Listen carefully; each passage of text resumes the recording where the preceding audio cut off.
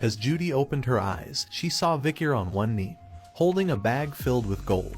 Bichir, while giving the bag to Judy, said that for now, here is 100 million gold. Judy stood there, still in shock, holding the bag of gold tightly in her hand. Bichir looked at her and asked her where her home was, since 10 billion gold will be heavy, so he will have it shipped to her home. Bichir even provided her with a guard to protect her reward. Judy couldn't believe what she was hearing.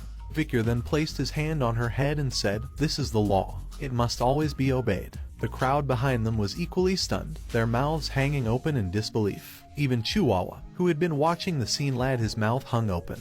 No one had expected Bichir to actually follow through with his promise to reward the person who managed to pull out the stake from the ground. The performance was a significant turning point, as it allowed the Bichir special law to become more famous than the self-governance law of the Baskerville Clan. The citizens were touched by the simple logic of being rewarded for obeying the law and punished for disobeying it. People were discussing the new deputy consul, who was vastly different from his predecessors. Bichir was known for keeping his word no matter what, which earned him a great deal of respect from the people. The society in which principles were upheld was something to be admired, and the implementation of the Bichir special law led to a noticeable decrease in unlawfulness and a halving of crime rates. Chihuahua had just finished writing something on a board in the deputy office when Bichir noticed and asked if it was written in the Eastern language. Bichir complimented Chihuahua on his handwriting, and Chihuahua expressed his admiration for Bichir's daring performance. That left him touched for the first time after 20 years of working there. Bichir explained that ruling citizens with wrath when they belittle the law and do not trust it is not the way to go. He shared how he thought hard about how to get the attention of the citizens and leave a lasting impression, and that was the result. Chihuahua was moved to tears and pledged to follow Bichir for the rest of his days. Bichir tried to calm Chihuahua down. Bichir's mind wandered as he thought about the recent performance he had orchestrated.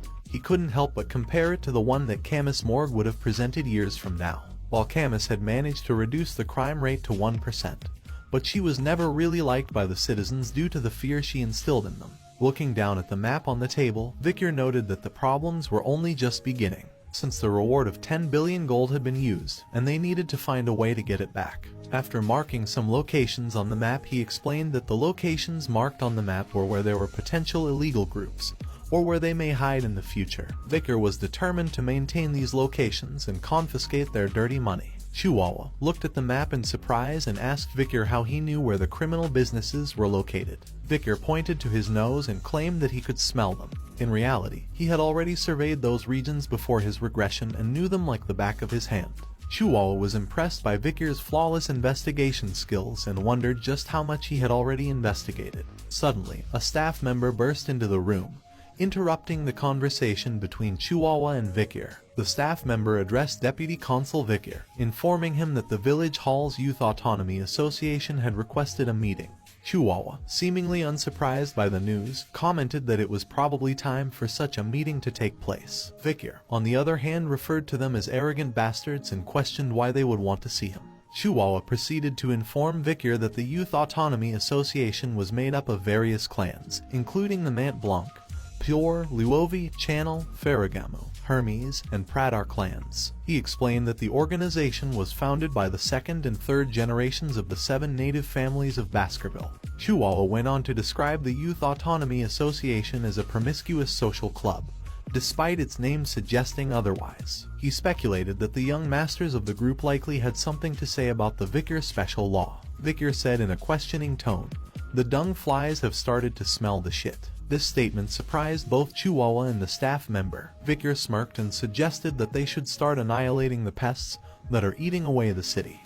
Deep within the burning suspension, a high-end club located within the underdog city's most luxurious hotel, a party was taking place. The VVIP lounge, which had been rented out for a whopping 10 million gold for a 6-hour rental service, was filled with the 7 crucial members of the Youth Autonomy Association. These members were the second and third generation children of the 7 families located within the Baskerville territory, a powerful and influential area within the city. The atmosphere was lively as the members of the association were making a tower with glasses and pouring drinks on them. They boasted about the price tag of each bottle as they continued to build the tower, which had a pyramid shape.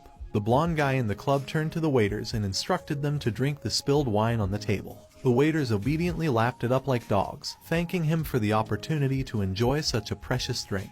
As he sat down on a sofa, he boasted about his wealth, remarking that no matter how much he spent, his money always replenished itself. One of the blonde guy's companions attributed it all to the Baskervilles, who only cared about territorial expansion and not about the demand for slaves. He remarked that it was easy to kidnap barbarians and sell them as slaves, thanks to the Baskervilles. The companions agreed that this was all thanks to the Baskervilles, and that it was great because they didn't have to worry about the imperial family. Another companion chimed in, remarking that the Baskervilles were also protecting them, making them even safer. He compared the Baskervilles to their personal hunting dogs, pointing out that they were always at their beck and call.